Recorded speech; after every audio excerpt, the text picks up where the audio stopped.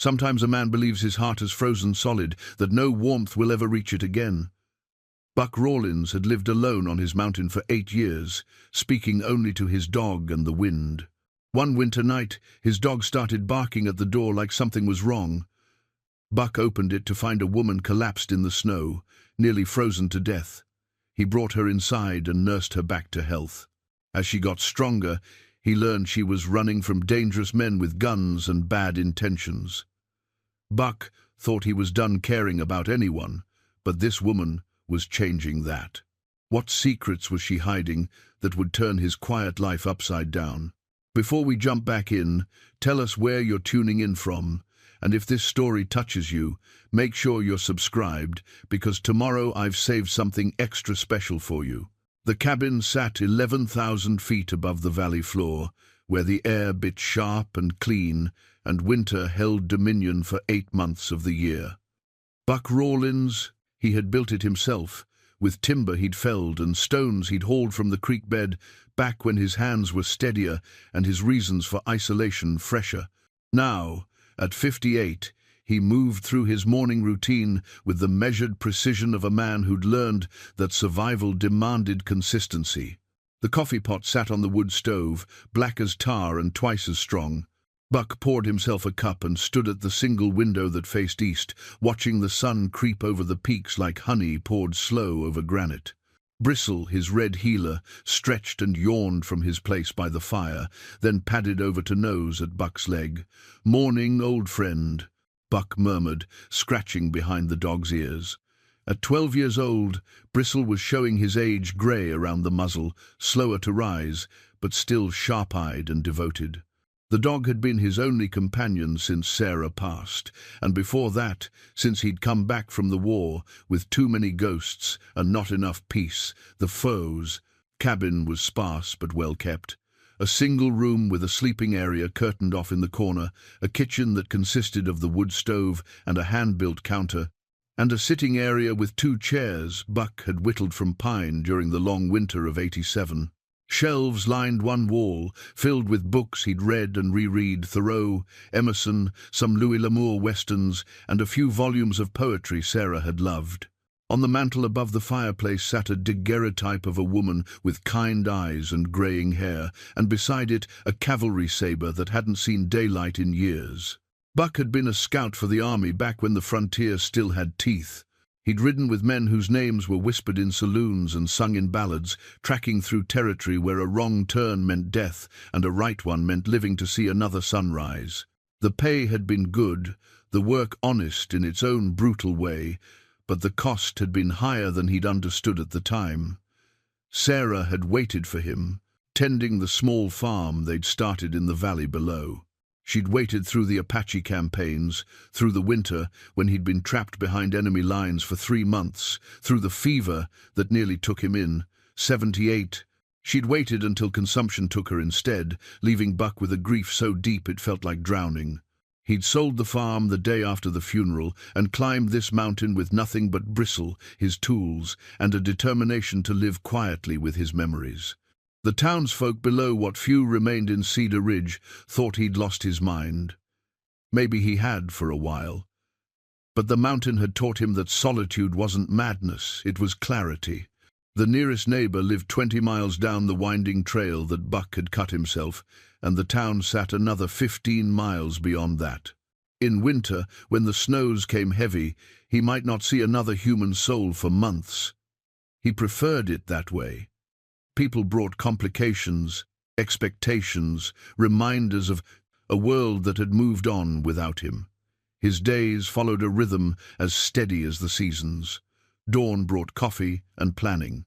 Morning meant tending to the animals, a milk cow named Bessie, 3 goats, and a handful of chickens that somehow survived the altitude and the cold. Afternoon was for maintenance, chopping wood, checking traps, or reading. Evening brought supper, often fresh trout from the creek or rabbit from his snares, and the companionship of firelight and silence.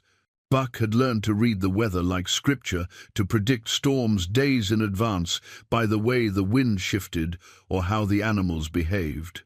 He could tell the difference between the howl of wind through the peaks and the distant cry of a mountain lion. His hands, scarred from years of hard work and harder fighting, could build or repair anything he needed to survive. The mountain demanded respect, but it offered something precious in return: honesty. There was no pretense at this altitude, no room for anything but truth. A man faced his real self up here, stripped of the comfortable lies that made civilization bearable. Buck had found that self to be harder and sadder than he'd expected, but also more resilient. Bristle suddenly lifted his head, ears perked toward the door. Buck set down his coffee cup and listened. Wind through the pines, the distant trickle of the creek, but nothing else. The dog remained alert, his body tense. "What is it, boy?" The healer whined softly, then moved to the door and sniffed at the gap beneath it. His hackles weren't raised, but something had caught his attention. Buck pulled on his boots and heavy coat, then opened the door to step onto the covered porch. The morning air hit him like a slap, clean and bitter. Snow had fallen during the night, not heavy, but enough to dust the world in fresh white. Buck's breath steamed as he scanned the tree line, looking for whatever had disturbed Bristle. Movement caught his eye near the edge of the clearing, not threatening, just different. A ptarmigan, maybe, or one of the mountain goats that sometimes wandered down from the higher peaks. He was about to turn back inside when he noticed the tracks. They led from the tree line toward his cabin, but they weren't animal prints. They were boot prints, filled with fresh snow but still visible. Someone had been here during the night, had walked right up to his porch. Buck felt his old instincts sharpen like a blade being stropped. In all his years on the mountain, no one had ever approached his cabin unannounced. The trail was too difficult, the destination too remote. Most folks didn't even know he lived up here, and those who did respected his desire to be left alone. He knelt and studied the prints more carefully. Small feet, probably a woman's boots, with a worn sole on the right foot that left a distinctive mark. The gait was uneven, suggesting injury or exhaustion. The tracks came from the direction of the high pass, which made no sense. That route was treacherous even in good weather, and with winter settling in, it was near suicidal.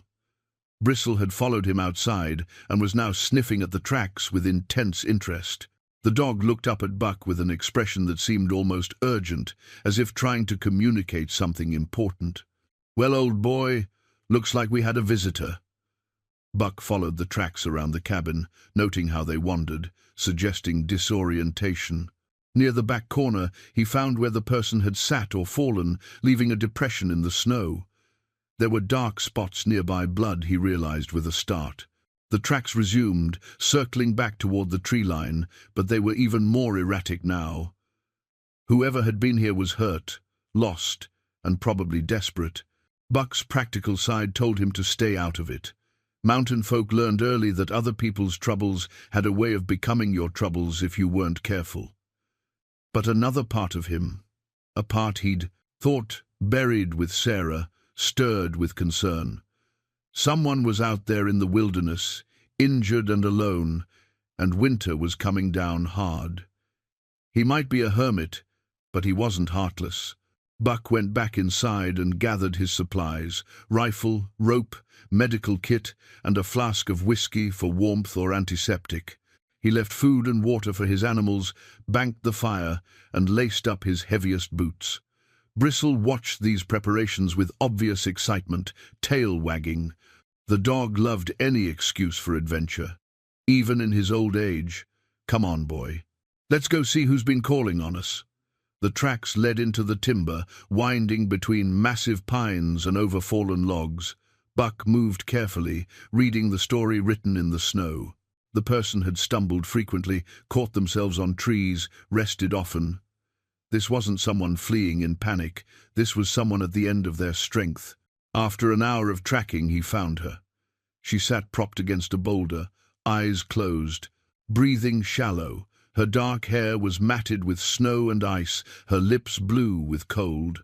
She wore a heavy coat that had seen better days, sturdy boots that matched the tracks he'd been following, and Buck's eyes narrowed a gun belt with a well-maintained Colt revolver. As he approached, her eyes snapped open. They were grey-green, like the color of the sky before a storm, and they fixed on him with an alertness that surprised him, given her condition. "Easy," Buck said, raising his hands to show he meant no harm. "I'm not going to hurt you." She tried to speak but could only manage a whisper. Buck knelt beside her and offered the flask. She took it with shaking hands and managed a small sip, then another. "Thank you," she said, her voice hoarse but stronger. "I didn't think anyone lived up here. Not many do. I'm Buck Rawlins. What's your name?" She hesitated, and Buck saw her eyes dart to the trees around them, as if checking for pursuit. "Elena," she said finally. "Elena Vasquez. Well, Elena Vasquez, you're about as lost as a person can get. What brings you to my mountain?" "Trouble," she said simply, and something in her voice told Buck that was all the explanation he was going to get, at least for now. Buck studied Elena's face as she gripped the flask, searching for signs of deception or danger. Years of scouting had taught him to read people like weather patterns, and this woman carried storms in her eyes. But beneath the wariness, he saw exhaustion that went deeper than physical fatigue, the bone-deep weariness of someone who'd been running too long. "Can you walk?" he asked, already knowing the answer. Her left leg was angled wrong, and dark stains on her coat suggested more than one injury. "I can try." Elena braced herself against the boulder and attempted to stand, but her face went white with pain, and she sank back down. "Maybe not." Buck made his decision. "Bristle, stay close." He scooped Elena into his arms, surprised by how light she felt. She tensed at first, hand moving instinctively toward her gun, then relaxed as she realized he meant no harm. The journey back to the cabin took twice as long with Elena's weight, but Buck's years of mountain living had kept him strong. Bristle ranged ahead, occasionally looking back to ensure they followed. Elena drifted in and out of consciousness, mumbling words in Spanish that Buck couldn't quite catch. Inside the cabin, Buck laid her on his own bed and set about examining her injuries. The leg wasn't broken but badly sprained. More concerning was the bullet graze along her ribs, recent, maybe 2 days old, and showing signs of infection. "This needs cleaning," Buck said, heating water on the stove. "You're lucky it's just a graze." Elena's eyes snapped fully open. "You've done this before. Army medic training. Plus, living alone up here, you learn to patch yourself up." Buck returned with hot water and clean cloth. "This is going to hurt," she gritted, her teeth as he cleaned the wound, but didn't cry out. Buck had known soldiers with less tolerance for pain. When he finished, he helped her sit up and handed her a clean shirt of his own. "Your coat's ruined," he said, turning his back to give her privacy. "I'll see what I can do about clothes that fit better." "Why are you helping me?" Elena asked as she changed. "You don't know me. For all you know, I could be dangerous." Buck turned back around, noting how his shirt hung loose on her frame. "Maybe, but dangerous or not, you're hurt, and it's going to snow again soon. Mountain law says you help folks in trouble, especially when winter's coming." Elena pulled a leather pouch from her coat pocket before Buck took it outside to dispose of it. The pouch was worn smooth from handling, and she clutched it like a lifeline. Whatever was inside, it was important enough that she'd risked everything to keep it. "What's in the pouch?" Buck asked. Elena's grip tightened. "Something that doesn't belong to me anymore, but that other people think it does." She looked up at him with those storm-grey eyes. "Something that's going to get me killed if they find me." "Who's they?" "Men who don't believe in leaving witnesses." Elena shifted uncomfortably on the bed. "I worked for a man named Cortez in Santa Fe. Rich trader, owned half the silver mines in the territory. I kept his books, managed his accounts. I thought he was legitimate until I found records of payments to Apache raiders, bribes to army officers, money moving through Mexican cartels." Buck felt something cold settle in his stomach. "You took evidence, ledgers, correspondence, bank records. Enough to hang him and half his organization." Elena opened the pouch and showed Buck several folded papers covered in neat handwriting and official seals. I was taking them to the territorial marshal when Cortez's men caught up with me in Alamosa. How many men? 4 that I saw. Maybe more coming. Elena's voice carried the weight of certainty. They won't give up. Cortez has too much to lose, and he pays his men well enough to ensure loyalty. Buck walked to the window and scanned the tree line. The mountain felt different now, no longer a sanctuary, but potentially a trap. 4 armed men in pursuit of a woman carrying evidence of major crimes. The isolation that had protected him for years had just become a liability.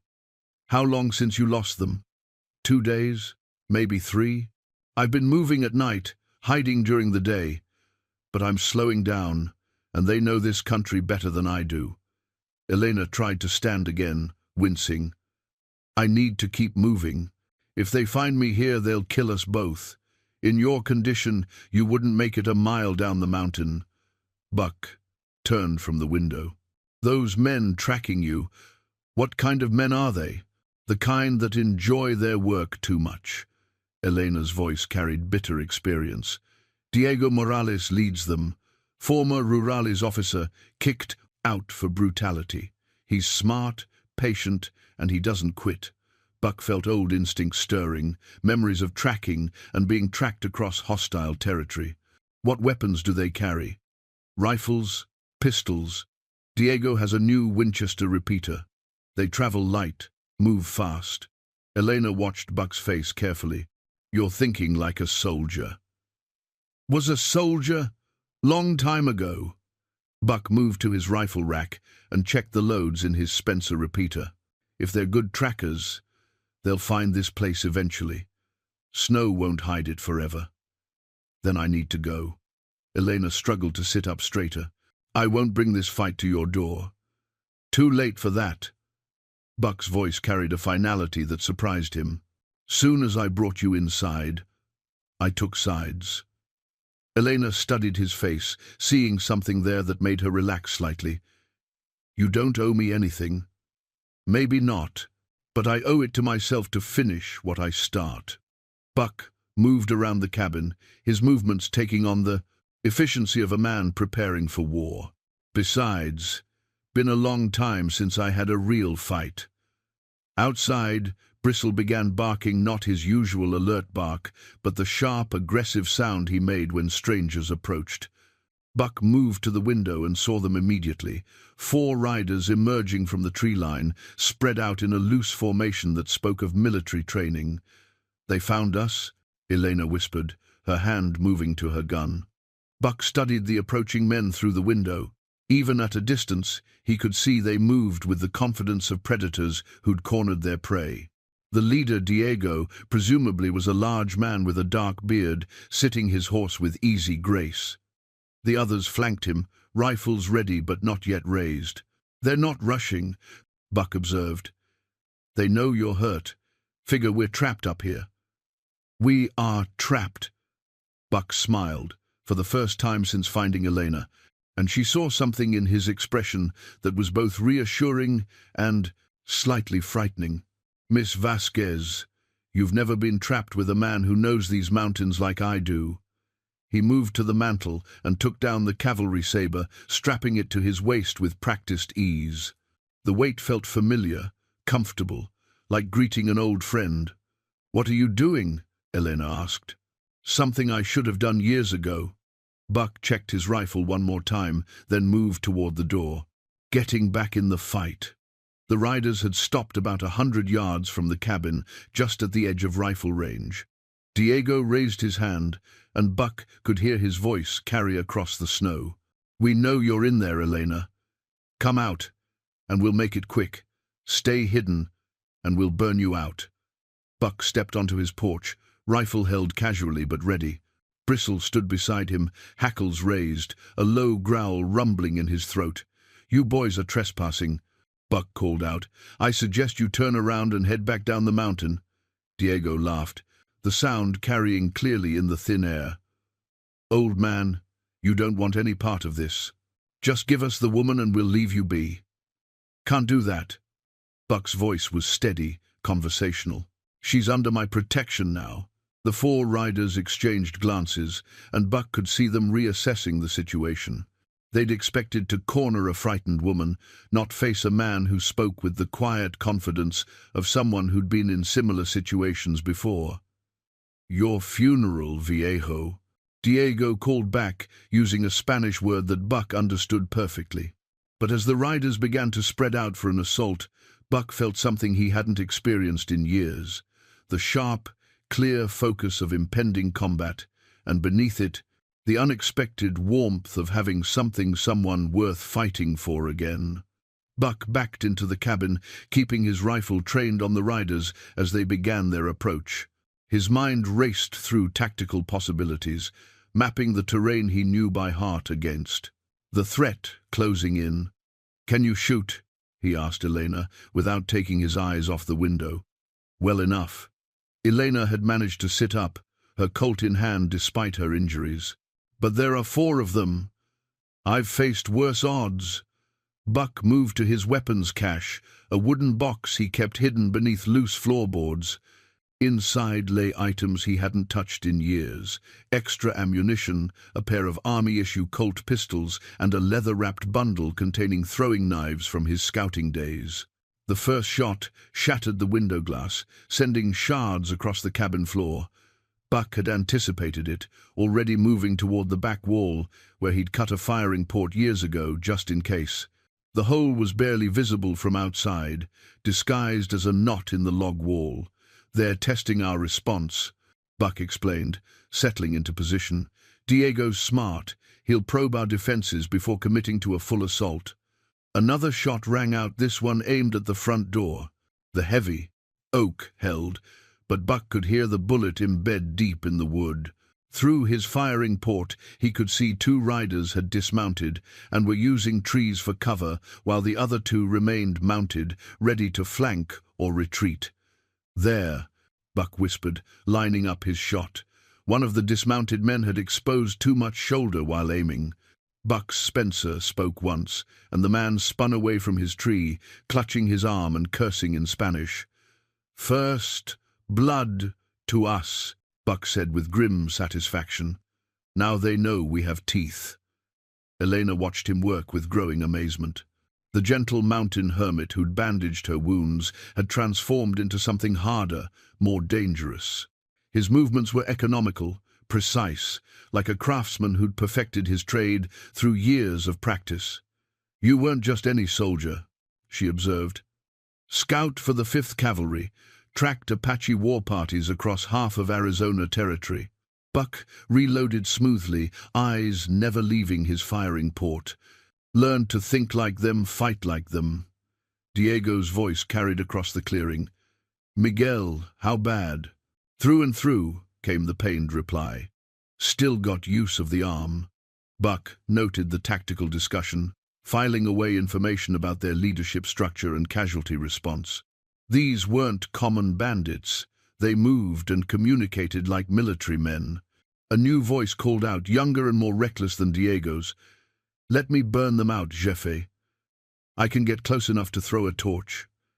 "Patience, Carlos," Diego replied. "The old man knows what he's doing, but he can't watch all directions at once." Buck smiled grimly. Diego was right. The cabin's isolation, which had seemed like protection, was becoming a liability. With Elena injured, he couldn't leave to establish defensive positions outside. They were essentially under siege, but Diego had made one critical error. He'd assumed Buck was just another mountain dweller who'd gotten lucky with a rifle. He didn't understand that he was facing someone who'd spent years learning to turn disadvantages into advantages. Buck moved away from his firing port and began pulling items from around the cabin. His spare oil lamp, a bottle of kerosene, strips of cloth from an old shirt. Elena watched with growing curiosity. "What are you doing?" "Changing the rules." Buck worked quickly, creating improvised weapons.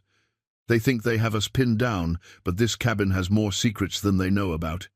Years ago, when paranoia had run deeper and isolation felt more precarious, Buck had prepared for the possibility of having to defend his home.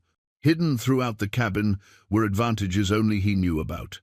The firing port, loose boards that could be quickly removed to create additional shooting positions, and most importantly, the escape tunnel he'd dug from the root cellar to a concealed exit 50 yards away in the tree line. "Can you move if you have to?" Buck asked, checking Elena's condition. "If I have to." She gritted her teeth and tried putting weight on her injured leg. "But not far. And not fast. Won't need to be far. Just need to get to the trees." Buck explained his plan quickly. The tunnel would get them out unseen, but only if the attackers remained focused on the cabin itself. He needed to create a distraction dramatic enough to hold their attention while Elena made her escape. "What about you?" Elena asked. "I'll follow once you're clear." She looked at him skeptically. "You're planning something dangerous." "Dangerous is relative." Buck finished preparing his improvised devices. To a man who's lived alone on this mountain for 8 years, dangerous is running out of coffee. Elena almost smiled at that, the first time her expression had softened since he'd found her. "You're not what I expected when I saw you on that porch." "What did you expect? A kind man who was going to get himself killed trying to help me?" She paused. "I was half right." Another volley of shots peppered the cabin walls. Buck could hear the attackers moving, repositioning for what would likely be their main assault. Diego was taking his time, but that patience wouldn't last forever. Buck lifted a loose floorboard near the fireplace, revealing the entrance to his tunnel. The passage was narrow, barely wide enough for one person, and reinforced with timber from trees he'd felled years ago. "Follow this straight for about 40 feet, then up," Buck instructed. "You'll come out behind a fallen log, about 50 yards into the trees. Stay low, stay quiet, and head for the high ground to the east. And then, if I don't make it out, those papers you're carrying, get them to Marshal Thompson in Denver. He's honest, and he has the connections to make sure Cortez faces justice." Elena gripped his arm with surprising strength. "Don't you dare plan on not making it out." Buck met her eyes, seeing something there that reminded him of Sarah, not in appearance, but in the fierce determination that some women carried like a flame in their hearts. "I'll do my best to disappoint you, ma'am." As Elena disappeared into the tunnel, Buck made his final preparations. He soaked strips of cloth in kerosene, tied them around arrows he'd fletched years ago for hunting, and positioned them near his bow. The old longbow was another relic from his past, crafted during a long winter when grief had needed an outlet. The shots outside had stopped, which meant Diego's men were preparing for their final assault. Buck could picture their formation, 2 men approaching from the front, while the others flanked from the sides. It was textbook cavalry tactics, adapted for mountain warfare. Buck lit his first fire arrow and drew back the bowstring. Through his firing port, he could see Carlos creeping toward the cabin with what looked like a bottle of kerosene and a torch. The young man's eagerness was about to become his downfall. The arrow flew, true, striking the ground just feet from Carlos and erupting in a small ball of flame. The man jumped back with a curse, and Buck's second arrow found the spare kerosene bottle at Carlos's feet. The explosion lit up the mountain morning like a miniature sun. The explosion sent Carlos stumbling backward, his clothes singed, his confidence shattered. Buck heard Diego's roared command to fall back and regroup, buying precious minutes for Elena's escape. Through the smoke and flame, Buck watched the attackers retreat to better cover. Carlos was shaken but not seriously injured. Buck had aimed to intimidate rather than kill. Despite everything these men represented, taking a life still carried weight for him, even after all these years. Buck moved quickly to the tunnel entrance, listening for sounds of Elena's progress. The passage was tight, and with her injuries, movement would be slow and painful. He estimated she'd need at least 5 more minutes to reach the exit. Diego's voice carried across the clearing, speaking in rapid Spanish to his men. Buck's understanding was limited, but he caught enough to know they were discussing the unexpected resistance and revising their strategy. The word fuego, fire, came up repeatedly. A new worry crept into Buck's mind.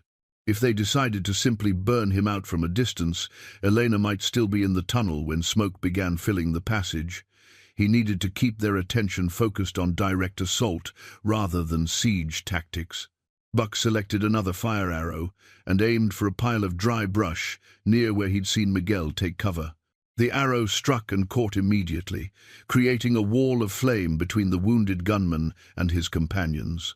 Miguel scrambled away from his position, exposing himself long enough for Buck to put a rifle shot close enough to keep him moving. "Stay busy, boys," Buck muttered, already moving to his next position.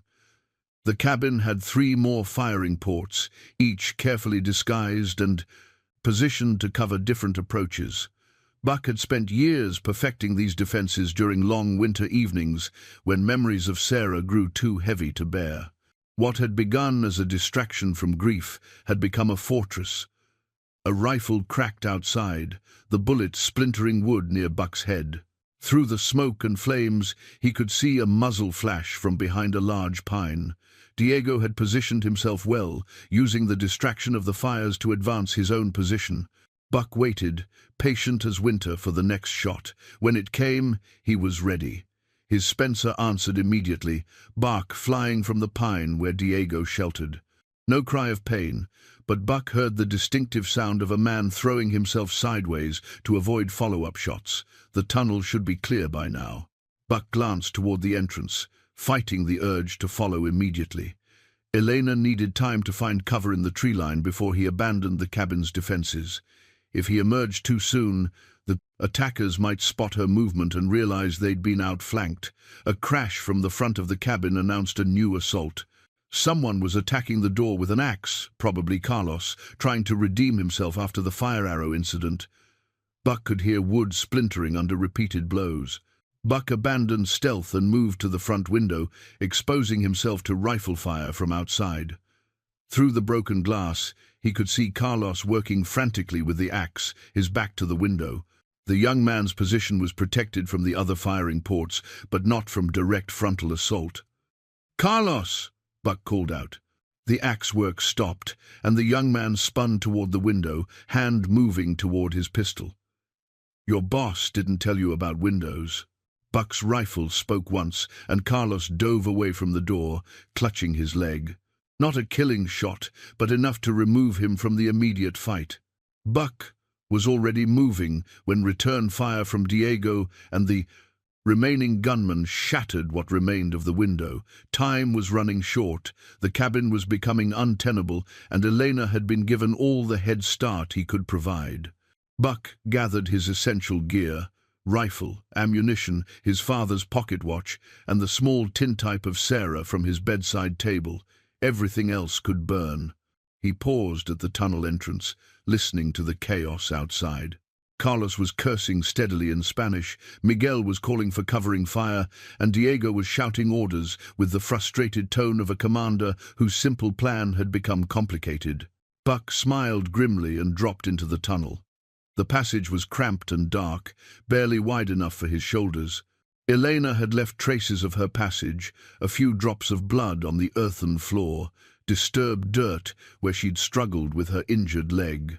The tunnel smelled of damp earth and old timber, familiar scents from his construction work years ago. Behind him, he heard the cabin door finally give way. Boots thundered across his wooden floor, and voices called out discoveries: the hidden weapons cache, the firing ports, the tunnel entrance. Diego would realize quickly that he'd been outmaneuvered by someone with military experience.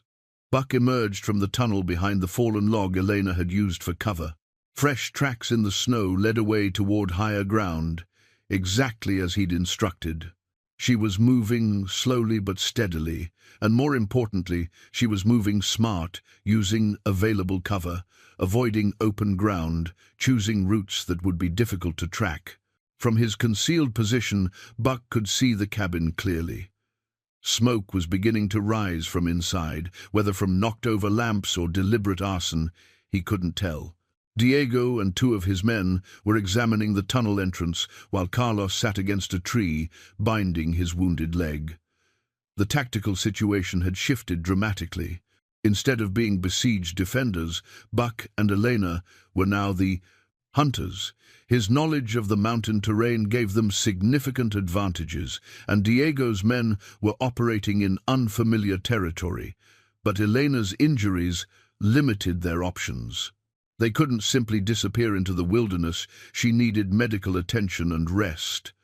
More critically, winter was coming down hard. The morning's light snow was already thickening, and Buck could read the signs of a major storm building in the cloud formations above the peaks. Buck began moving upslope, following Elena's trail while staying far enough back to avoid being spotted from the cabin. The snow was actually helping, muffling his movements while making Diego's men easier to track. Their voices carried clearly in the thin mountain air, and their unfamiliarity with the terrain made them noisy. He found Elena resting behind a cluster of boulders about 200 yards from the tunnel exit. She was conscious and alert, but her face was pale with exhaustion and pain.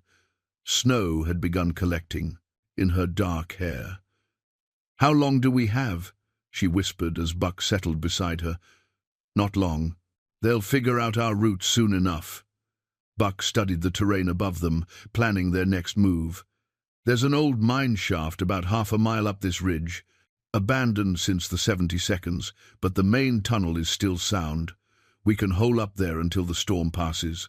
Elena looked at the steepening slope ahead, then at her injured leg. "I'm slowing you down. We're not running a race." Buck helped her to her feet, supporting most of her weight. Besides, slow and steady wins in mountain country. Ask any pack mule. Despite their situation, Elena almost smiled. Is that supposed to be encouraging? Pack mules are smart, stubborn, and they survive longer than horses up here. Buck began helping her up the slope. "I've been called worse things." Behind them, shouts erupted from the direction of the cabin. Diego had found their trail. The abandoned mine sat carved into the tattoos, mountainside like a wound that had never properly healed. Buck had discovered it during his third winter on the mountain, when a hunting expedition had taken him farther from home than usual. The original miners had given up when the silver vein played out, leaving behind timber supports, rusted equipment, and tunnels that burrowed deep into solid rock.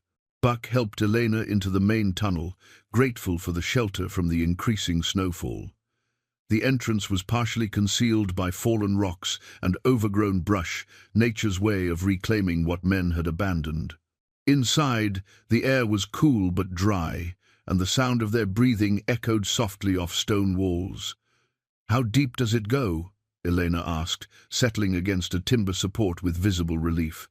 "About 200 feet before it splits into smaller shafts. The main tunnel is sound, but I wouldn't trust the side passages." Buck used his knife to scrape together tinder and dry wood from debris left by previous bees, visitors, probably hunters, using the mine for emergency shelter. "We'll stay near the entrance where we can watch for trouble." Elena watched him build a small fire with practiced efficiency. The flickering light revealed more details of their refuge: iron rails for ore carts, rotted timber where roof supports had failed, and carved initials from long-dead miners who'd spent months in these depths. "Tell me about the war," she said as Buck coaxed flames from the tinder. Buck's hands paused for a moment before continuing their work. "Not much to tell.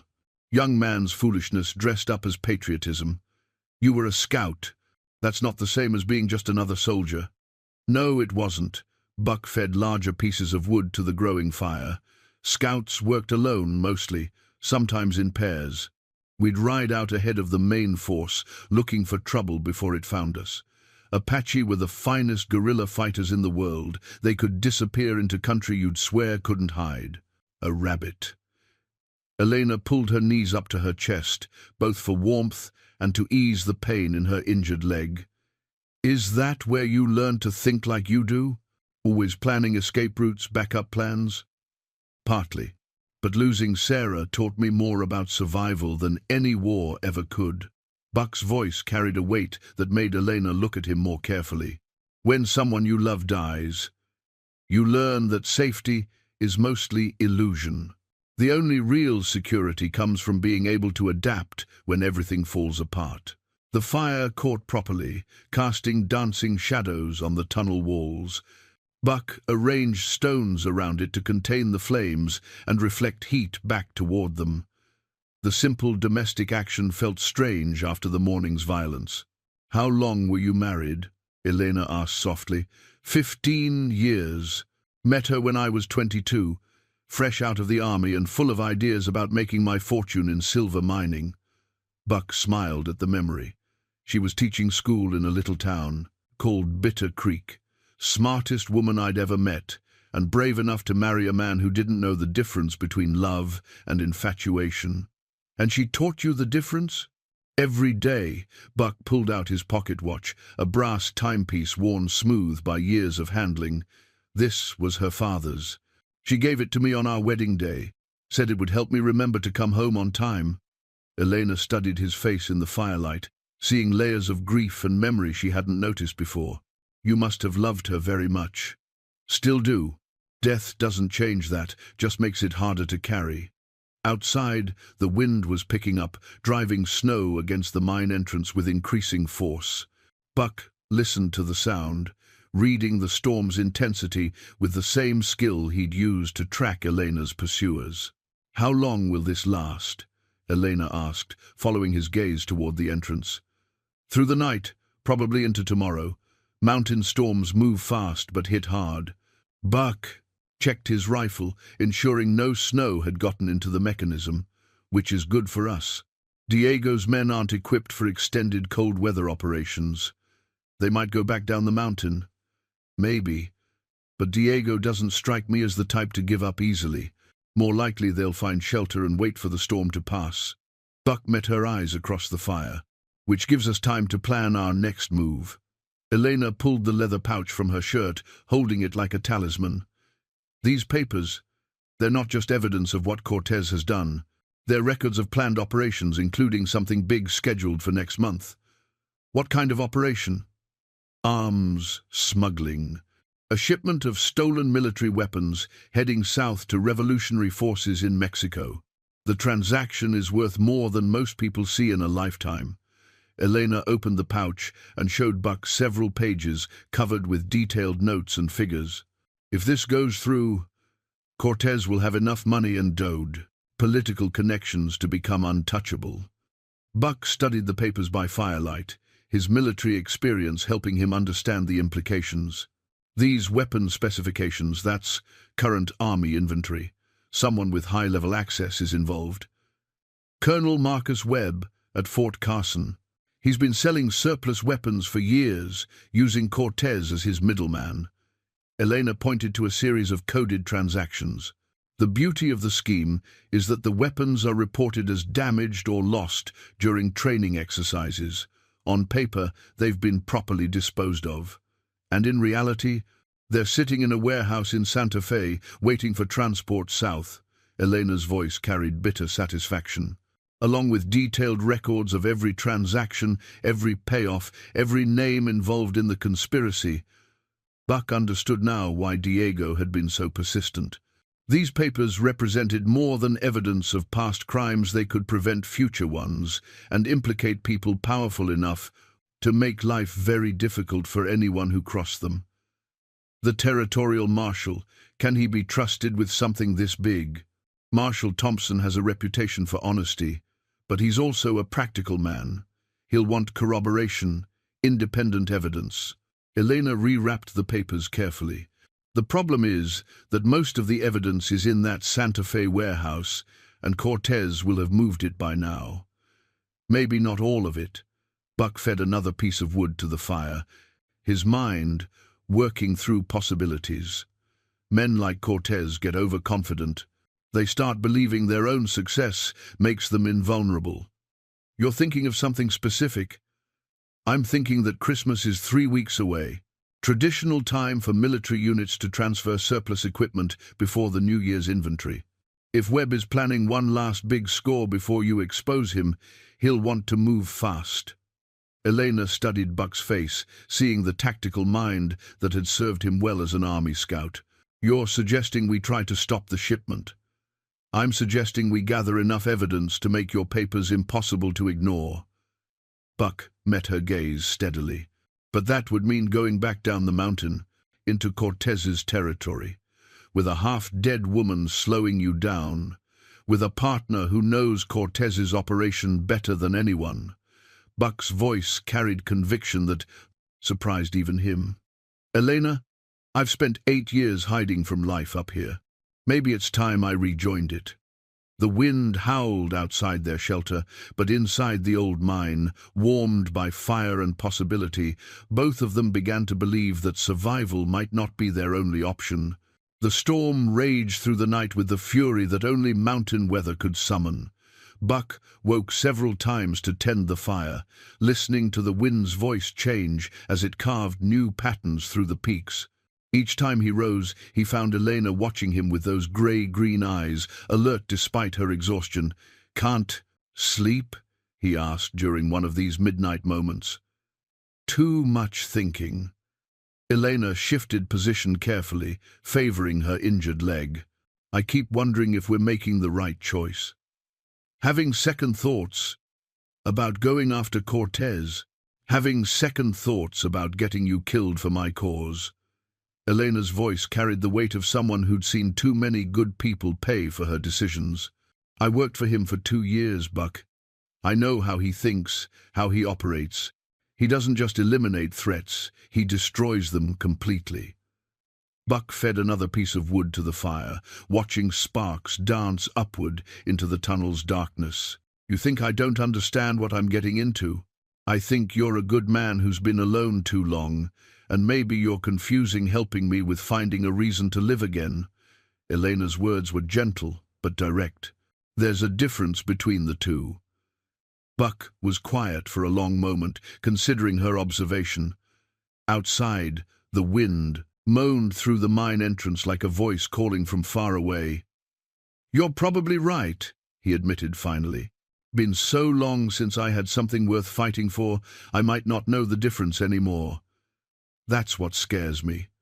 Should scare you more if I was doing this just to help. Means my heart wouldn't be in it."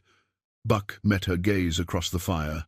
"But when I think about men like Cortez, profiting from other people's misery, when I think about that arms shipment heading south to cause more suffering, that's not about you anymore, Elena.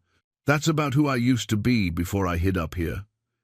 Elena studied his face, seeing something there that reminded her why she'd trusted him instinctively despite her usual caution. "Who were you before?" "Man who believed right and wrong mattered more than safe and easy."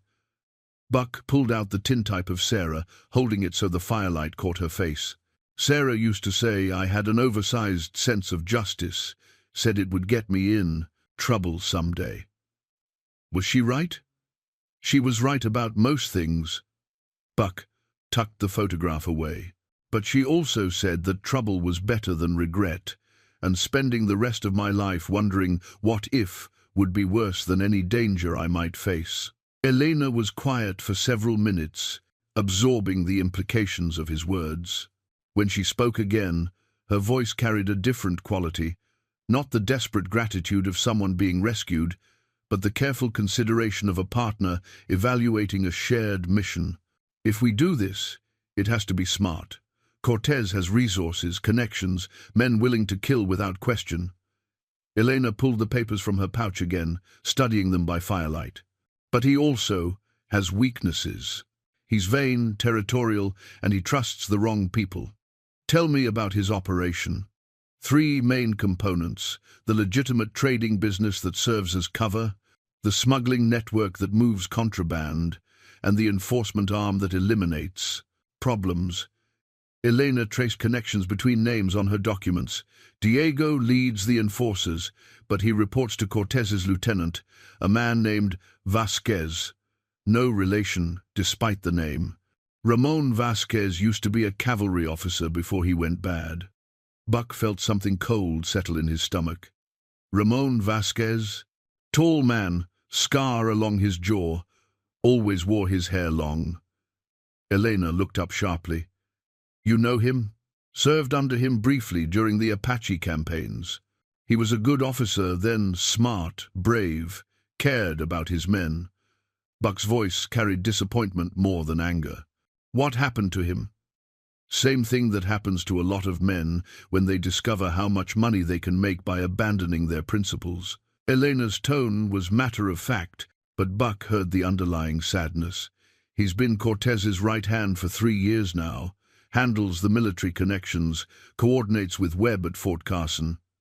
That could be useful.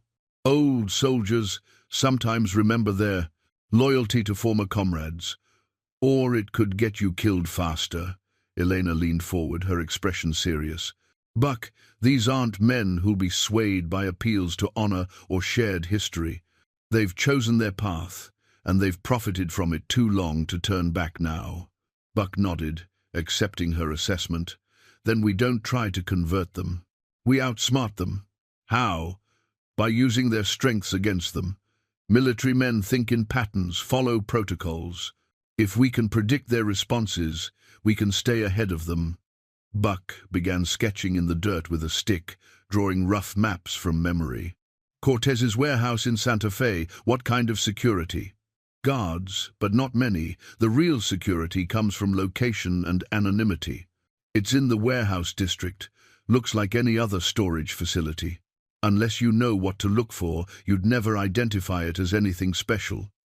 What would we be looking for? Elena described the warehouse in detail, a converted freight.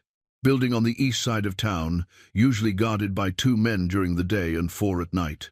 The building had been modified with interior walls to create secure storage areas, and Cortez had invested in a new safe for the most sensitive documents. The safe is the key, Elena explained. It contains not just records of past transactions, but contracts for future shipments. If we could get those contracts, we'd have dates, locations, names, everything needed to prevent the next arms shipment. And to prove Webb's involvement beyond any doubt. Exactly. But the safe is in Cortez's private office on the 2nd floor, and getting to it would mean penetrating the heart of his operation. Buck studied his dirt sketches, thinking through approaches and contingencies. The tactical problem was complex, but not impossible. His years of scouting had taught him that the best plans were often the simplest ones. What if we don't try to penetrate anything? Buck looked up from his lave. Sketches. What if we make them come to us instead? Elena frowned. I'm not following. Cortez thinks you're dead or dying up here. What if you're not? What if you suddenly resurface with an offer he can't refuse? You want me to go back to him? Voluntarily. I want you to make him think you're coming back voluntarily. Buck's eyes gleamed with the kind of tactical thinking that had made him valuable as a scout. Men like Cortez always believe they're smarter than everyone else. That confidence is their weakness. Elena considered the implications, her expression shifting from skepticism to intrigue. You're talking about a con game. I'm talking about giving him exactly what he thinks he wants, while making sure he never gets what he actually needs. Outside their shelter, the storm was beginning to weaken, but inside the old mine, plans were taking shape that would prove more dangerous than any weather. Dawn brought silence to the mountain, the kind of profound quiet that follows a storm when the world seems to hold its breath. Buck emerged from the mine to find 3 feet of fresh snow blanketing everything in pristine white. The temperature had dropped significantly, and his breath steamed in the thin air as he surveyed their situation. No tracks disturbed the snow near the mine entrance. Either Diego's men had taken shelter elsewhere, or the storm had covered any signs of their presence. Buck moved carefully to higher ground, using his knowledge of the terrain to find vantage points while leaving minimal tracks of his own. What he saw from the ridge made his blood run cold.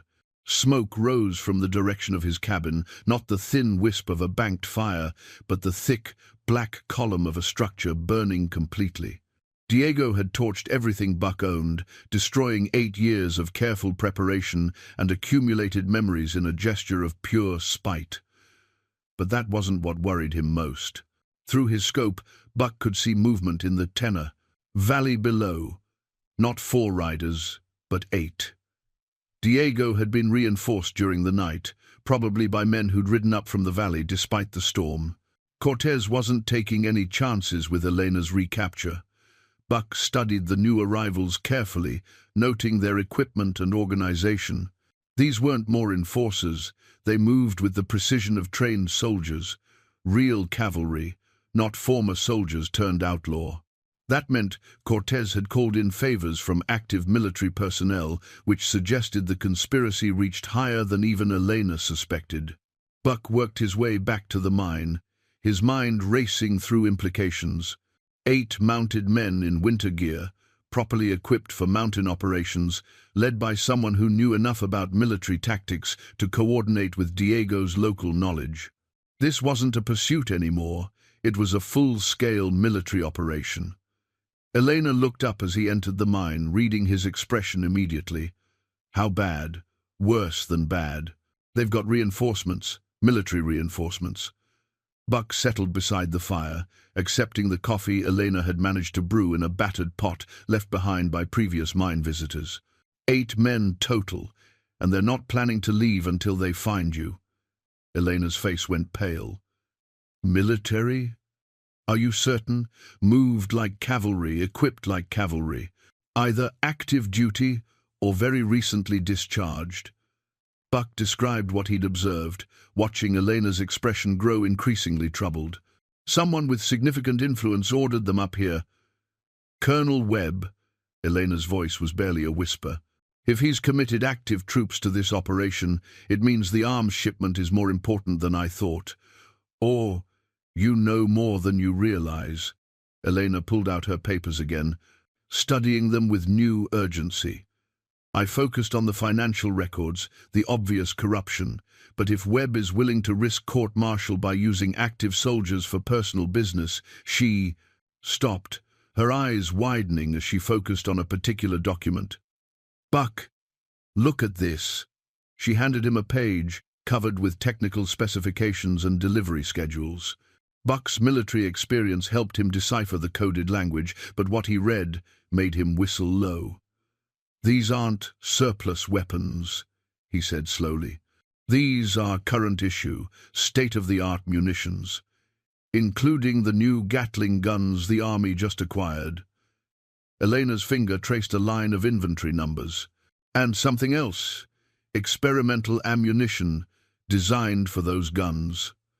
Buck studied the specifications more carefully.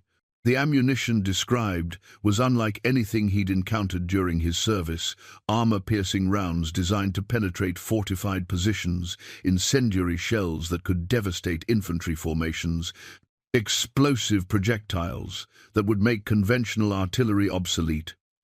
This isn't arms smuggling, Buck realized. This is theft of military secrets. Secrets worth enough to justify a small war, to protect them. Elena looked toward the mine entrance where morning light was beginning to filter through. We're not just dealing with corrupt officials anymore, Buck. We're dealing with treason. The implications hit Buck like a physical blow. Elena wasn't carrying evidence of local corruption. She was carrying proof of a conspiracy that could affect national security. The weapons and ammunition described in her documents could change the balance of power along the entire southern border. Who else knows about these papers? Buck asked. No one. I discovered the files by accident while preparing Cortez's books for annual audit. I thought I was looking at routine smuggling records until I started recognizing some of the technical terms from my father's military service. Buck looked up sharply. Your father was military? Elena nodded, something painful crossing her expression. Artillery officer, killed during the Apache Wars. He used to talk about new weapon designs, innovations that would make traditional warfare obsolete. She touched the papers reverently. He would have understood what these specifications really mean, which is why you recognize their significance when others might have missed it. And why I'm probably the only person outside the dough. Conspiracy, who knows what we're really looking at? Elena met Buck's eyes steadily. If these weapons reach the Mexican revolutionaries, they'll have firepower superior to anything the U.S. Army can field along the border. Buck felt pieces of a larger puzzle falling into place. That's why Webb is involved. This isn't just about money, it's about creating a military imbalance that someone profits from. French arms dealers? Maybe. Or German munitions manufacturers looking to field test their innovations in actual combat. Elena's voice carried the certainty of someone who'd spent 2 years studying Cortez's international connections. The point is, we're not just fighting to expose corruption, we're fighting to prevent a war. The weight of responsibility settled over them like a shroud. What had begun as Elena's personal quest for justice had become something much larger, much more dangerous. They were no longer fugitives trying to survive. They were the only people standing between a treasonous conspiracy and potential disaster.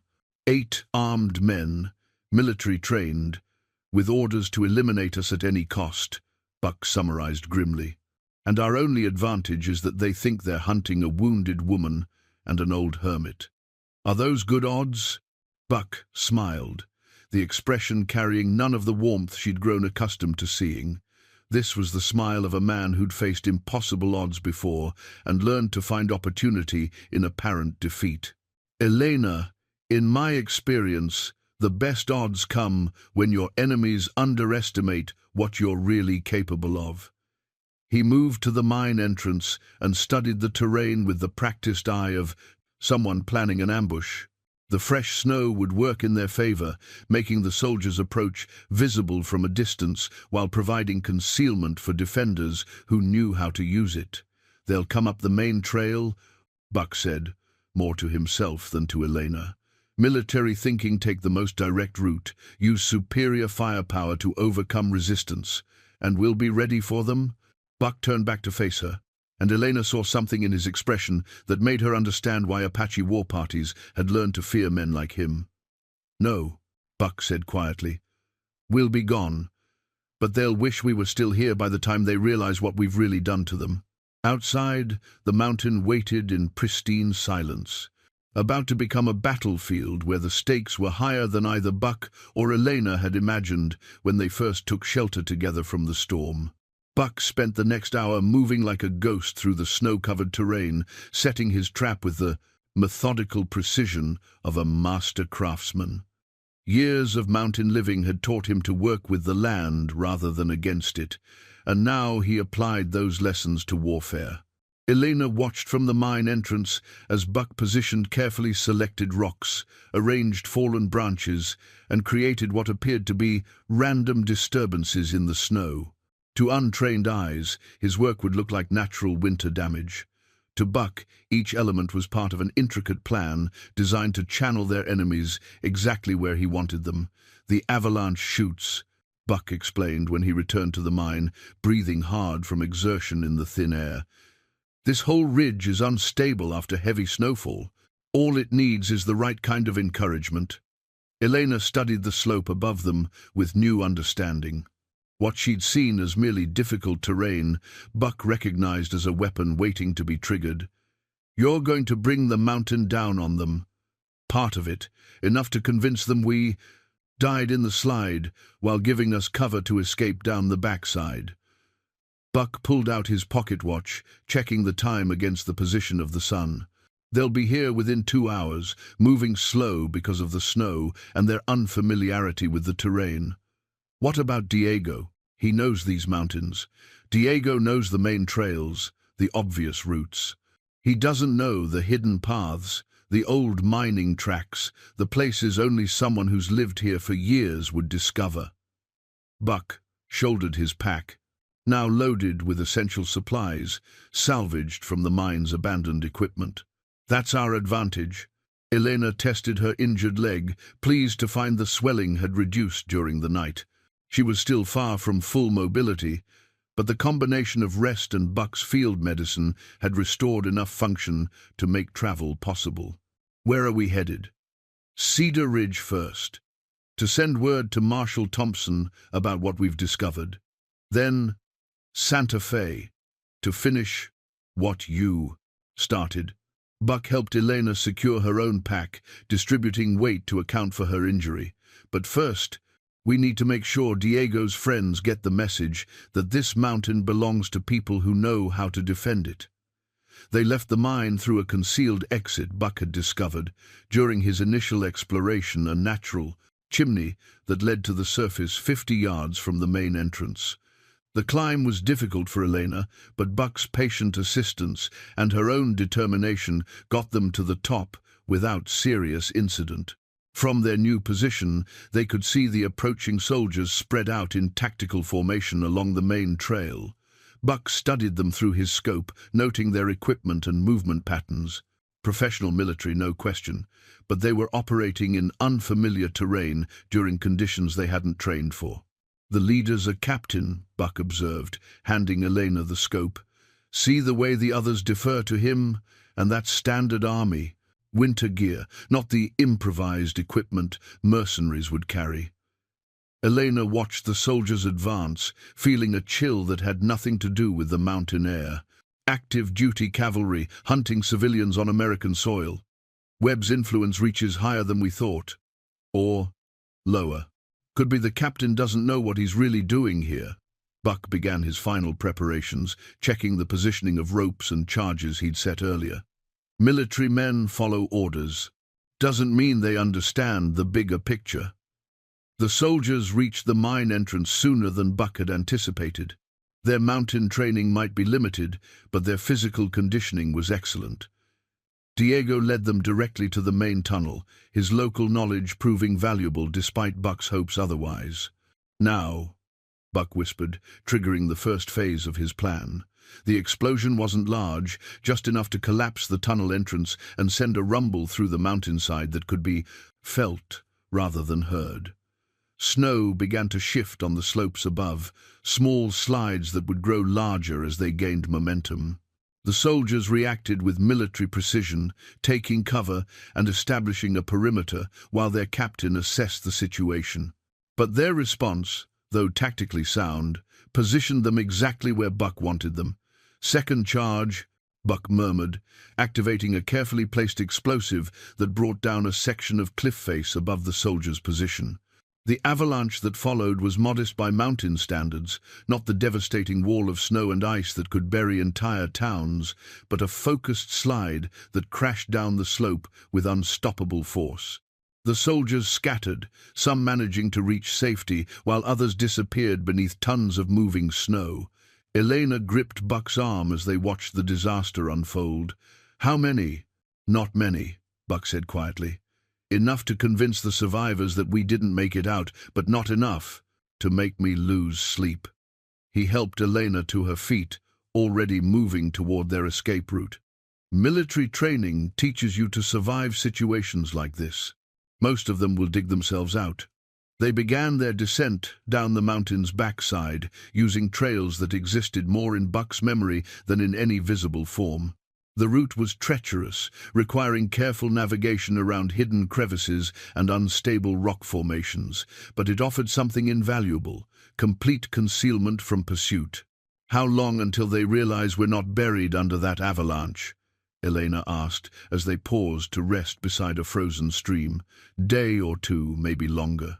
They'll have to dig through tons of snow to check the mine thoroughly, and by then our tracks will be covered by new snowfall." Buck consulted his mental map of the terrain ahead. "Question is, what do we do with the time we've bought?" Elena pulled out her papers, studying them with the intensity of someone planning a campaign. "The arms shipment is scheduled for December 20th, 8 days from now. If we can reach Marshal Thompson with this evidence, he might be able to coordinate with federal authorities to intercept the weapons. Might be. Might also be that Thompson's compromised, or that the conspiracy reaches high enough to neutralize federal intervention." Buck met her eyes across their small fire. "Sometimes the only way to stop bad people is to beat them at their own game. You're still thinking about infiltrating Cortez's operation. I'm thinking about finishing what you started when you took those papers. Your evidence proves the conspiracy exists, but it doesn't prevent the next shipment or identify everyone involved." Buck's voice carried the conviction of someone who'd found his purpose again. We need to get inside that warehouse, Elena, not just for the evidence, but to stop what's coming. Elena considered their situation carefully. They were fugitives from a military pursuit, carrying evidence of treason, facing opponents with resources and connections that could reach anywhere in the territory. By any rational measure, their chances of success were minimal, but rationality hadn't brought them this far. Buck's knowledge of mountain warfare and Elena's understanding of Cortez's operation had proved a formidable combination. More importantly, they discovered they worked well together, his tactical thinking complementing her intelligence gathering, her knowledge of the conspiracy enhancing his operational planning. "If we do this," Elena said finally, "we do it right. No improvisation, no hoping for luck. We plan every detail, prepare for every contingency." Buck smiled, recognizing the transition from desperate flight to purposeful mission. "You sound like a soldier. My father always said that successful operations depend on careful planning and flexible execution." Elena's voice carried pride and sadness in equal measure.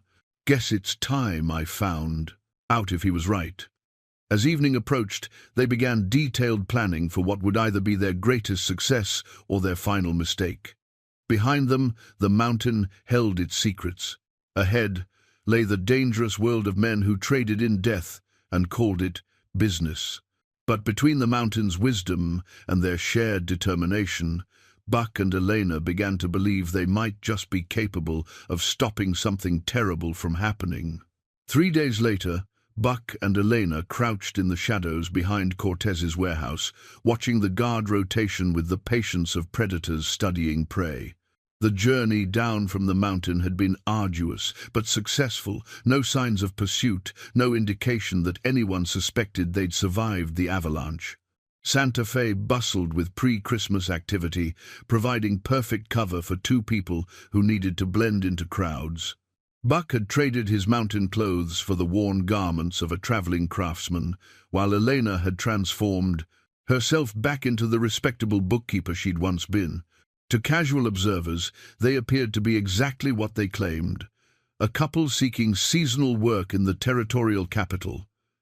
"Guard change in 15 minutes, Elena whispered, consulting the pocket watch Buck had given her. For 2 days they'd observed the warehouse operations, learning routines and identifying vulnerabilities. Miguel takes over the south entrance, and there's always a 3-minute gap when the positions overlap." Buck nodded, his attention focused on the building's second-floor windows, where Cortez maintained his private office. Light glowed behind curtained glass, suggesting the man himself was working late, exactly what their plan required. "Remember," Buck said quietly, "once you're inside, you have 20 minutes maximum before someone notices the guard change took longer than usual." Lockpicks borrowed from a sympathetic merchant, a small lantern with shuttered glass, and most importantly, a derringer Buck had acquired through connections he preferred not to discuss. She was nervous but determined, her hands steady despite the magnitude of what they were attempting. "What if Cortez is in his office? Then you withdraw immediately. We get one chance at this, Elena. If something goes wrong, we won't get another." Buck's eyes never stopped moving, constantly scanning for threats or opportunities. "The safe is behind the painting of the Spanish conquistador. 3rd number of the combination is always the year of establishment for men like Cortez, 1,878 inches his case. And the first 2 numbers? His daughter's birthday, Maria, born February 14th, 1863. Elena had provided that detail from her intimate knowledge of Cortez's personal life. "If that doesn't work, we abort and find another way." The guard change proceeded exactly as they'd observed. Miguel emerged from the building's interior, exchanged brief words with his replacement, then walked around the perimeter before settling into his position. The 3-minute window opened. Elena moved with careful speed, using the skills Buck had taught her during their descent from the mountain. She reached the building's rear entrance unseen, worked Buck's improvised lockpicks with surprising proficiency, and slipped inside like a shadow gaining substance. Buck remained in position, watching for patrols or unexpected visitors while monitoring the time on his pocket watch. 18 minutes. 17. The minutes crawled by with agonizing slowness. Inside the warehouse, Elena navigated by memory and careful observation. The building's layout was familiar from her previous visits as Cortez's bookkeeper, but moving through it as an intruder felt entirely different. Every sound seemed amplified, every shadow potentially concealing danger. The stairs to the second floor creaked under her weight, despite her efforts at stealth. Elena paused at each step, listening for signs that she'd been detected. When she reached the upper hallway, she could hear voices from Cortez's office, the man himself in conversation with someone whose voice she didn't recognize. Elena crept closer to the door, straining to hear the conversation without exposing herself to discovery. What she heard made her blood run cold. "Shipment leaves tomorrow night, instead of the 20th, Cortez was saying. "Webb's nervous about security, wants to accelerate the schedule." "Smart move," replied the unknown voice. "My contacts south of the border are ready whenever you are. The revolutionary forces have already paid half the agreed amount." Elena realized with growing horror that their careful planning was about to become irrelevant. The arms shipment they'd hoped to prevent was moving 6 days ahead of schedule. Even if they succeeded in gathering additional evidence tonight, there wouldn't be time to alert authorities and coordinate an interception. She had to warn Buck, but that meant abandoning the mission and losing their only chance to access the safe. Elena forced herself to think clearly, weighing immediate action against long-term consequences. The conversation continued inside the office, providing details that confirmed her worst fears. The weapons were already loaded and ready for transport. The route had been changed to avoid expected law enforcement attention. Colonel Webb himself would oversee the transfer to ensure nothing went wrong. Elena made her decision. She retreated from the door and found a window overlooking the rear of the building. Buck was still in position, barely visible in the shadows. She signaled him using the simple hand codes he'd taught her, spelling out the urgent message, "Tomorrow night." Buck's response was immediate and clear. Proceed, Elena understood. They'd come too far and risked too much to abandon the mission now. Even if they couldn't stop tomorrow night's shipment, they might gather intelligence about future operations or identify additional conspirators. The safe might contain information about other arms dealers, other corrupt officials, other threats to national security. The office door opened, and Elena barely had time to conceal herself behind a stack of crates before two men emerged. Cortez, she recognized immediately, a well-dressed Mexican businessman with intelligent eyes and a carefully groomed beard. His companion was a stranger, but the man's bearing and clothing suggested military background. "Ensure your men understand the importance of discretion," Cortez told his visitor. "This operation has attracted more attention than anticipated."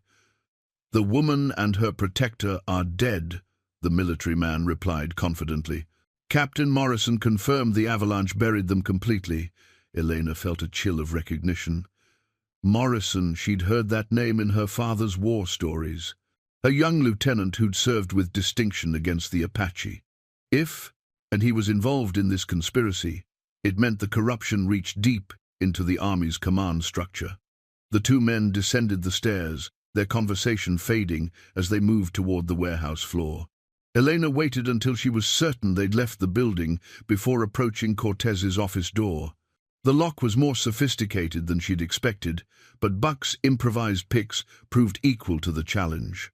Elena slipped inside, shuttered her lantern to provide just enough light to work by, and located the painting Buck had described. The safe was exactly where he'd said it would be, a modern combination lock that represented significant investment in security. Elena's hands trembled slightly as she began working through the numbers Buck had provided. The 14th of February 2078. The lock clicked open on the first try. Inside, Elena found exactly what they'd hoped for. detailed records of arms transactions, correspondence with military officials, bank drafts from Mexican revolutionary contacts, and most importantly, schedules for future shipments, extending months into the future. But as she gathered the documents, Elena heard something that made her heart stop. Footsteps on the stairs, moving with the careful precision of someone trying to avoid detection. Someone else was in the building, and they were coming toward the office. Elena grabbed the most crucial documents and closed the safe, her mind racing through escape options. The footsteps were approaching steadily. Whoever was climbing those stairs knew exactly where they were going and wasn't concerned about making noise anymore. She moved toward the window she'd used to signal Buck, but froze when she saw movement in the alley below. More men positioning themselves around the building's perimeter. This wasn't a chance discovery, it was a trap. The office door opened behind her, and Elena turned to face Ramon Vasquez. Cortez's lieutenant stood in the doorway with a pistol drawn, his scarred face showing neither surprise nor satisfaction, just professional competence. "Miss Elena Vasquez," he said politely, as if greeting her in a social setting. "I wondered when you'd resurface." "Ramon." Elena kept her voice steady, though her heart was racing. "You're looking well for a man who's sold his honor. Honor is a luxury I couldn't afford after the war ended." Vasquez stepped into the office, keeping his gun trained on her while closing the door behind him. A cavalry officer's pension doesn't stretch far in civilian life. Outside, Elena could hear Buck moving. The subtle sounds were probably invisible to Vasquez, but she'd learned to recognize the mountain man's approach during their time together. He was coming, but he'd be walking into a prepared ambush. "How did you know we were alive?" Elena asked, hoping to buy time while Buck assessed the situation. Captain Morrison isn't as thorough as he believes. When his men investigated the avalanche site, they found evidence that 2 people had escaped before the slide. Vasquez moved closer, his gun never wavering. "Cortez decided to let you come to him rather than waste more resources hunting through the mountains. And Buck is currently surrounded by 6 armed men who have orders to take him alive if possible." Vasquez's expression remained professionally neutral. "Cortez is curious about the man who's been protecting you. Former cavalry scouts have valuable skills." Elena felt her heart sink. Buck's mountain warfare expertise had served them well in familiar territory, but this was an urban environment where his enemies held every advantage. 6 men with modern weapons, coordinated communication, and knowledge of his location. The odds were overwhelming. "What does Cortez want?" Elena asked. "The documents you've stolen, naturally, plus information about who else knows of their contents." Vasquez gestured toward the papers Elena still clutched. "Cooperation could lead to comfortable arrangements for both you and your protector. And if we refuse to cooperate, then tomorrow's arms shipment proceeds as scheduled, and 2 troublesome individuals disappear permanently." Vasquez's tone remained conversational, but Elena heard the finality beneath his words. "Cortez prefers to avoid unnecessary violence, but he's prepared for it when required." Elena weighed her options rapidly. The documents in her hands represented months of investigation and irreplaceable evidence, but they were worthless if she and Buck were dead. She needed to create an opportunity for escape while preserving what they'd worked so hard to obtain. "I'll need to discuss this with Buck," she said finally. "I'm afraid that won't be possible. My men have instructions to prevent any communication between you." Vasquez checked his pocket watch. "You have 5 minutes to decide, Miss Vasquez. Cooperation or consequences." Elena nodded, as if accepting his terms, then suddenly threw her lantern at the office window. Glass shattered and burning oil spread across the floor, creating immediate chaos and sending a clear signal to anyone watching from outside. Vasquez cursed and lunged toward her, but Elena was already moving. She'd learned more than lockpicking from Buck. During their mountain journey, she'd learned to think like a fighter. Instead of trying to reach the window, she rolled behind Cortez's desk and drew the derringer Buck had given her. "Drop the gun, Ramon." she called out, her weapon trained on him across the burning office. You don't have enough bullets for 6 men plus me, Vasquez replied, but Elena noticed he'd taken cover behind a filing cabinet. Don't need bullets for 6 men, Elena said. Buck will handle them. I just need 1 bullet for you. Outside, the sounds of gunfire erupted from multiple directions. Buck was fighting his way through the ambush, using every skill he'd learned during years of frontier warfare. Elena could hear the distinctive crack of his Spencer rifle, followed by shouts and confusion from Cortez's men. The office fire was spreading rapidly, fed by spilled kerosene and dry paperwork. Vasquez realized his tactical situation was deteriorating, trapped in a burning building with a determined woman who showed no signs of surrendering. This ends badly for everyone, Vasquez warned. Already ended badly the day you decided to betray your oath, Elena replied. Now it's just a question of who pays the price. The building shook as something heavy, probably. Buck crashed through the warehouse's main floor. More gunfire, closer now, suggested the fight was moving toward the stairs. Elena heard Buck's voice calling her name, muffled by distance and smoke, but unmistakably alive and angry. Vasquez made his decision. Instead of continuing the standoff, he bolted for the office door, choosing to face whatever was happening downstairs, rather than remain trapped with Elena and the spreading fire. Elena let him go, focusing instead on gathering the remaining documents from Cortez's safe before the flames could destroy them. The fire was consuming everything combustible in the office, but she managed to salvage the most critical papers evidence that could stop not just tomorrow's shipment, but future operations as well. Buck appeared in the doorway, smoke-stained and grim-faced, but apparently uninjured. "Time to leave," he said simply. Elena stuffed the papers into her shirt and followed Buck toward the window. Behind them, Cortez's office burned like a funeral pyre for secrets that would never see daylight again. 6 months later, Buck stood on the porch of his rebuilt cabin, watching Elena tend the garden she'd planted in the spring thaw. The morning air still carried the sharp bite of altitude, but warmth was returning to the mountain as summer approached. The arms shipment had been intercepted just as it crossed the border, thanks to evidence Elena had salvaged from Cortez's burning office. Colonel Webb faced court-martial, Ramon Vasquez was in federal custody, and Cortez himself had fled to Mexico, leaving behind an empire that crumbled without his organizing presence. Marshal Thompson had proven himself worthy of Elena's trust, using her evidence to expose a conspiracy that reached deeper into military and government circles than anyone had suspected. The investigation was still ongoing, with new arrests happening monthly as prosecutors followed the money trails Elena's documents had revealed. Diego and the surviving members of his pursuit team had been captured 3 days after the warehouse fire, found wandering the mountains without supplies or clear direction. Without Cortez's organization to support them, they'd become just another group of bandits, easily rounded up by territorial authorities who finally understood what they were dealing with. "The tomatoes are coming along nicely," Elena called out, brushing dirt from her hands as she approached the porch. "Your mountain soil is richer than I expected. Mountain provides what you need, if you know how to work with it." Buck handed her a cup of coffee, noting how the morning light caught the gold in her dark hair. Same principle applies to most things worth having. Elena settled into the chair beside him, the same chair where he'd spent countless solitary mornings before she'd arrived in his life. Now the silence between them felt comfortable rather than empty, filled with shared understanding and unspoken promises. "Any regrets?"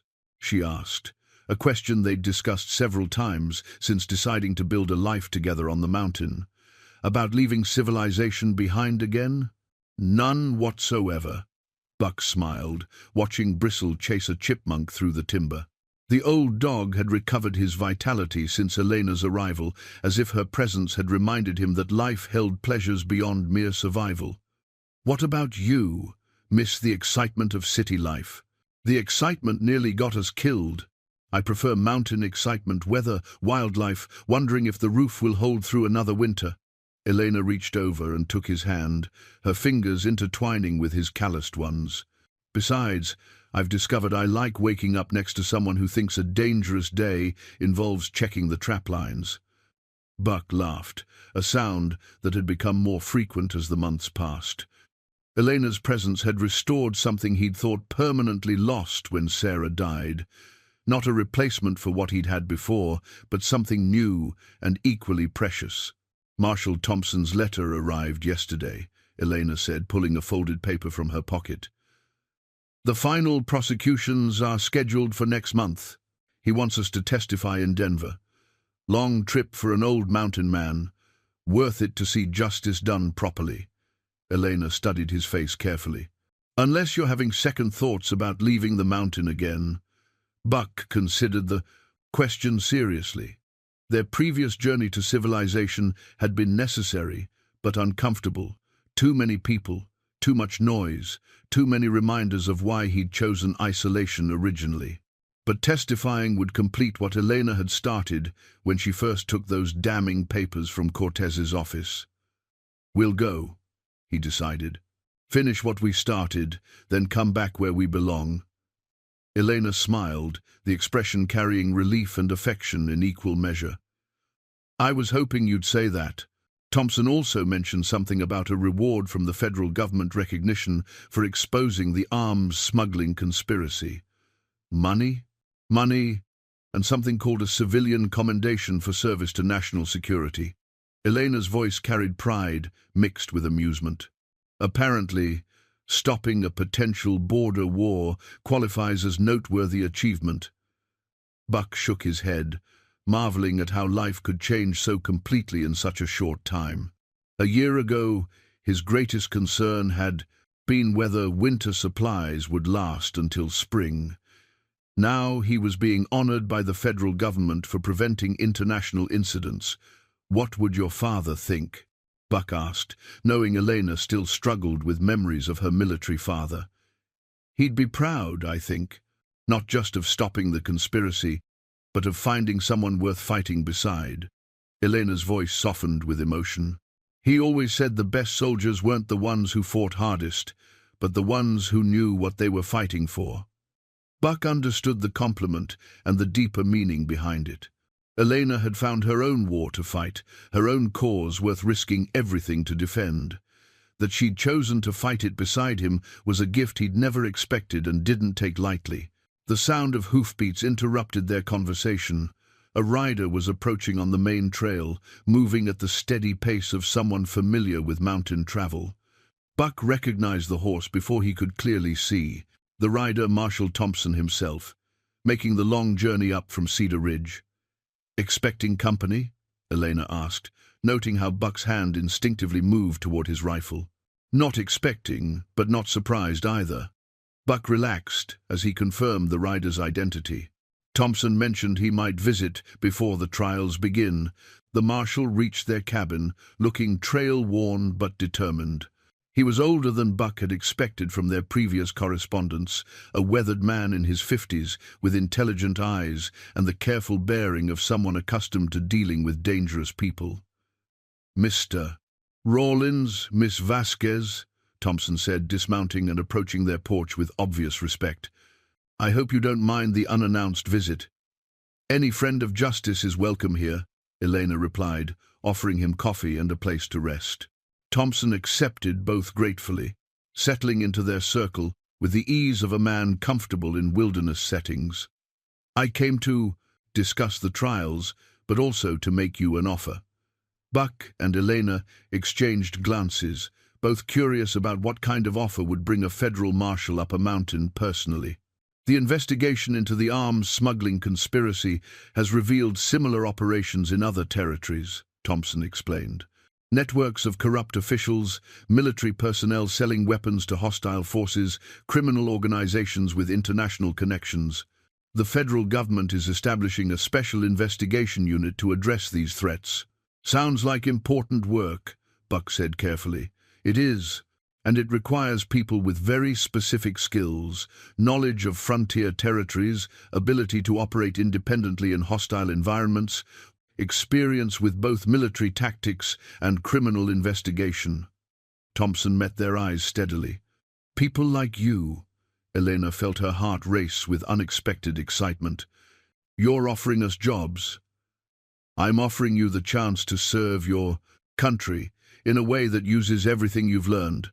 Thompson pulled out official-looking documents. Federal investigators reporting directly to Washington with authority to pursue arms smuggling operations wherever they lead. Buck studied the papers without touching them, understanding that this moment would determine the direction of their lives together. Return to comfortable isolation on the mountain, or accept responsibility for fighting similar battles across the frontier. We'd have to travel, Elena observed. Extensively.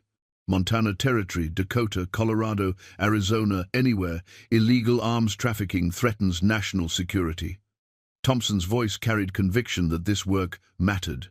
It won't be easy, and it won't be safe, but it will make a difference. Buck looked at Elena, seeing his own thoughts reflected in her expression. They'd found peace on the mountain, but they'd also discovered they worked well together in dangerous situations. More importantly, they'd learned that some fights were worth having, some causes worth serving. When would we start? Elena asked. After the trials conclude. Call it a honeymoon assignment. Your first case would be investigating reports of weapons theft from Fort Collins. Thompson smiled at Elena's surprised expression. Yes, I noticed the way you two look at each other. Mountain Air must agree with both of you. Buck reached for Elena's hand, finding her fingers ready to intertwine with his. They'd begun this journey as strangers, thrown together by circumstance. They'd become partners in survival, then allies in justice, and finally something deeper, two people who'd found in each other the missing pieces of their own lives. We'll do it, Buck said, speaking for both of them with the certainty of a man who'd found his purpose again. Together. Elena squeezed his hand, her smile bright enough to warm the mountain morning. Sometimes the best adventures began, not with plans or preparations, but with simple willingness to follow love, wherever it might lead, even if it led right back into danger. Behind them, the mountain waited with its ancient patience, knowing that some people were meant to wander while others were meant to return, and that the wisest souls learned to embrace both destinies as different seasons of the same life.